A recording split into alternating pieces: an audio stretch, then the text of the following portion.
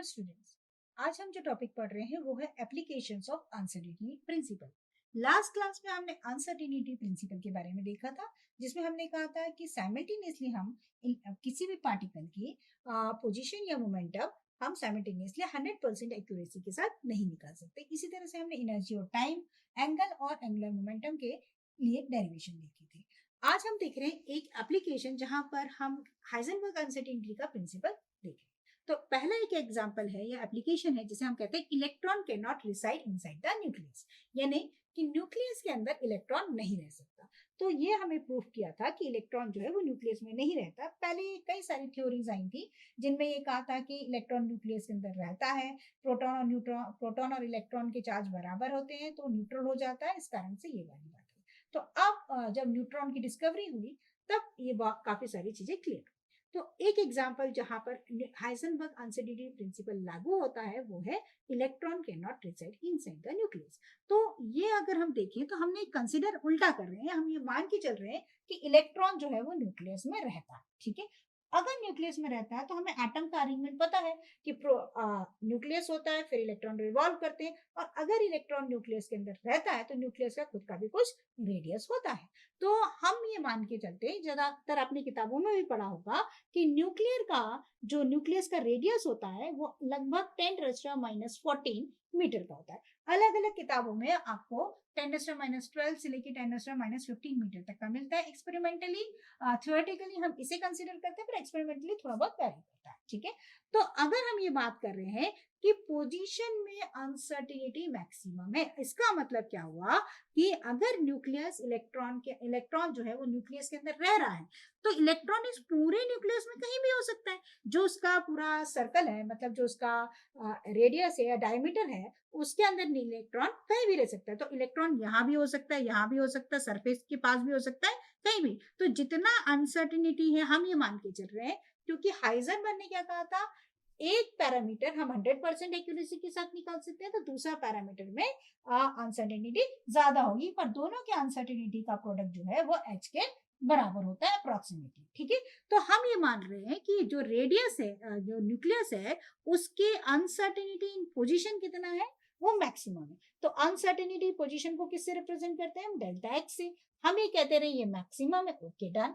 ठीक है, सबसे ज्यादा अनसर्टेनिटी किसमें, पोजीशन में।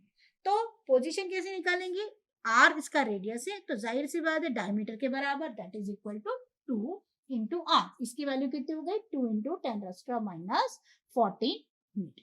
ये आपका फॉर्मूला होगा। ठीक है मतलब अनसर्टेनिटी इन पोजीशन। अब हम निकाल रहे हैं अपना फॉर्मूला का यूज करते हुए, delta P into delta x.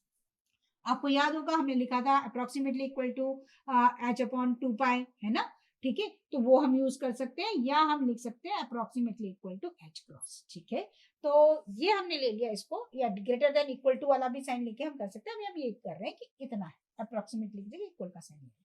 तो जाहिर सी बात है पोजीशन में अगर अनसर्टेनिटी ज्यादा है तो मोमेंटम में अनसर्टेनिटी क्या होगी, कम होगी। तो हमने लिख लिया delta P minimum is equal to, अभी हम इक्वल टू का साइन ले ले रहे हैं, approximate H cross upon delta x maximum. अब हम अनसर्टेनिटी इन मोमेंटम निकाल लें और तो हमें पता चल जाएगा। तो एच क्रॉस की वैल्यू कितनी होती है, एच अपॉन 2 पाई, देखो है ना, एच अपॉन 2 पाई। तो कितना हो गया आपके पास, एच क्रॉस की वैल्यू होती है 1.055 इंटू 10⁻34। एच की वैल्यू कितनी होती है 6.67 इंटू 10⁻34 जूल सेकेंड, और डिवाइडेड बाय आपने 2 पाई किया तो ये वैल्यू आ गई। ठीक है, अब डेल्टा एक्स की अनसर्टेनिटी इन पोजीशन की वैल्यू कितनी निकाली हमने, 2 इंटू 10⁻14 मीटर। ठीक है, इसको जब हम सॉल्व करते हैं तो आ जाता है 5.25 into 10⁻21 kg metre per second. ठीक है, kg मीटर पर सेकेंड, ये आपकी वैल्यू आ गई। ठीक है, अब हम ये मान रहे हैं कि अनसर्टेनिटी जो है वो आपकी मिनिमम है, किसमें, मोमेंटम में। ठीक है, तो इलेक्ट्रॉन अगर न्यूक्लियस के अंदर रह रहा है तो उसकी अनसर्टेनिटी कितनी होगी मोमेंटम में, इतनी होगी। ठीक है, अब हम यहाँ पर क्योंकि हम ये मान रहे हैं मोमेंटम जो है इलेक्ट्रॉन का मस्ट बी मोर देन, इससे कम से कम ज्यादा होना चाहिए। ठीक है, क्योंकि ये सबसे कम अनसर्टेनिटी है, मतलब इससे ज्यादा अंतर वैल्यू में नहीं होगा, ठीक है। तो अगर हम वेलोसिटी के टर्म्स में ये कंपेयर करें वेलोसिटी ऑफ लाइट से, तो हम इसको लिख सकते हैं energy E is equal to mc square, पढ़ा था हमने, है ना। पर अगर हम इसको इस तरह से लिखें तो हम इसको ये लिख सकते हैं, that is p square c square plus m0 plus c की पावर 4। अब क्योंकि ये टर्म जो होता है वो m0 c स्क्वायर ही अपने आप में काफी कम होता है, तो उसका स्क्वायर और कम हो जाएगा। दैट्स व्हाई हम इसको निग्लेक्ट करके E इज इक्वल टू कितना लिख लेते हैं, PC, या अगर आप इसे लिखो तो डायरेक्टली हम लिख रहे हैं mc स्क्वायर, ठीक है। आप सॉरी PC, क्योंकि अंडर रूट के बाहर आ जाएगा, है ना। तो PC या mc square, P is equal to कितना होता है, m into V into C, तो या V is equal to C हो जाए तो कितना हो जाएगा आपका, P is equal to mc square. अब अनसर्टेनिटी इन मोमेंटम अप्रोक्सीमेटली हमारी ये वैल्यू है, ठीक है। तो कितनी हो गई आपके पास, 5.275 इंटू 10⁻⁻21, ठीक है। और C क्या है, speed of light, that is 3 into 10⁻8 metre per second, ठीक है। तो अब इन दोनों को अगर हम सॉल्व कर लेते हैं तो अप्रोक्सीमेटली आ जाता है 15.825 इंटू 10⁻13 ऑफ जूल। ये आपकी एनर्जी हो गई। अगर मैं इसको इलेक्ट्रॉन वोल्ट में कन्वर्ट करना चाहूं तो इसको डिवाइड कर देते हैं हम, किससे, 1.6 इंटू 10⁻19 से। तो कितना आ जाएगा, 15.825 इंटू 10⁻13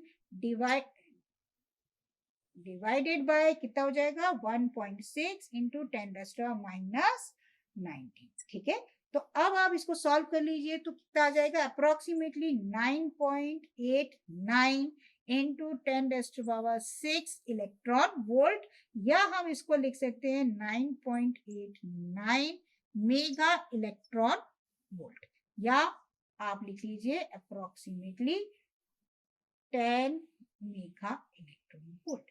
यानी अगर इलेक्ट्रॉन न्यूक्लियस के अंदर रहता है और मुझे इलेक्ट्रॉन को बाहर निकालना है तो मुझे कितनी एनर्जी देनी पड़ेगी, 10 मेगा इलेक्ट्रॉन वोल्ट एनर्जी देनी पड़ेगी। हमारा डेरिवेशन कह रहा है। पर जब हम बीटा पार्टिकल का इमिशन देखते हैं तो वहां पर जो एनर्जी रिक्वायर्ड होती है निकालने के लिए, बीटा पार्टिकल मींस इलेक्ट्रॉन, ठीक है, तो उसको निकालने के लिए हमें एनर्जी की कितनी रिक्वायरमेंट होती है, 2 से 3 या कहीं कहीं 3 to 4 मेगा इलेक्ट्रॉन वोल्ट की जरूरत होती है।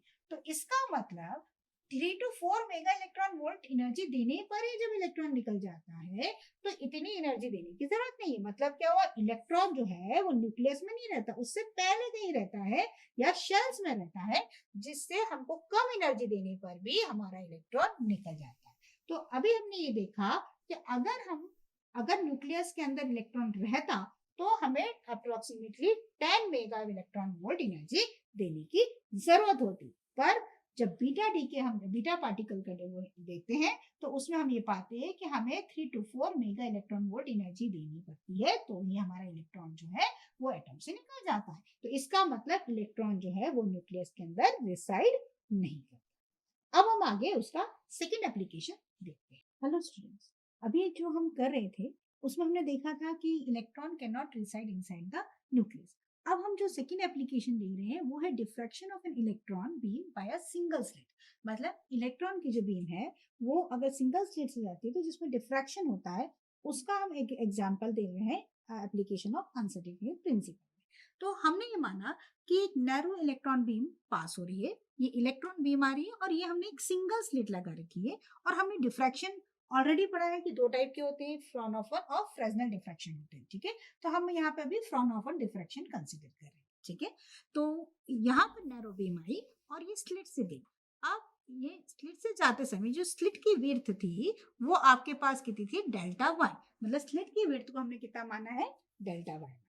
अब जैसे ही वो स्लिट से पास होगी तो क्या होगा, डिफ्रैक्ट हो जाएगी, और डिफ्रैक्शन के कारण मुझे क्या मिलेगा, आपका central maxima bright and alternate bright and dark bands आपको मिलेंगे, ठीक है। तो हम ये मान के चल रहे हैं ये हमारा सेंट्रल मैक्सिमा वाला पोर्शन है, ये minima alternate bright and dark bands हमको मिल रहे हैं। तो अनसर्टेनिटी इन प्रिंसिपल में हमने क्या कहा था, delta X into delta P is approximately equal to H, ठीक है, या greater than equal to h upon 4 pi या h क्रॉस अपॉन 2, ठीक है। तो हम ये मान रहे थे कि नैरो एक बीम आई है और जो स्लिट है उसकी विड्थ कितनी है, डेल्टा वाई।